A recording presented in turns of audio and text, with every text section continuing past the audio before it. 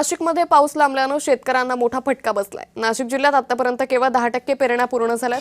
अपुऱ्या पावसामुळे पिकांच्या पेरण्यावर परिणाम होण्याची शक्यता आहे। भुईमूग, मूग, उडीद वगळून इतर पिकांवर दुबार पेरणीचं संकट उभं ठाकलंय। उशिरा पेरणी झाल्यास पिकांवर रोगाचा प्रादुर्भाव होण्याची शक्यता आहे। बियाणं खरेदी करताना शेतकऱ्यांनी पक्की पावती घ्यावी असं कृषी विभागानं आवाहन केलंय। 8 जुलैनंतर पेरणी करणार असल्यास सोयाबीन, मका, बाजरी, भुईमूग आणि कापूस या पिकांचा विचार करण्याचा कृषी विभागानं सल्ला दिलाय।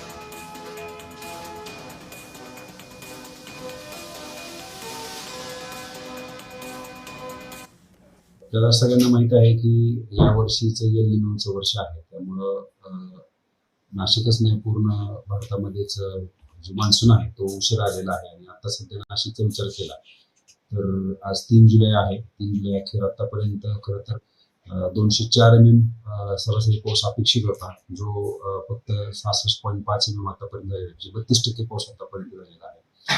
तोच पाऊस जर मागच्या वर्षी विचार केला तर 250 mm आतापर्यंत होऊन गेला होता। म्हणजे मागच्या वर्षीच्या तुलनेत या वर्षी पावसाचं प्रमाण खूपच कमी आहे। आणि पेरणीचा विचार केला तर 6,40,000 हेक्टर पैकी जवळजवळ 52,000 हेक्टर पर्यंत आपली पेरणी झाली, 10% पर्यंत आपल्याकडे फक्त पेरणी झालेली आहे।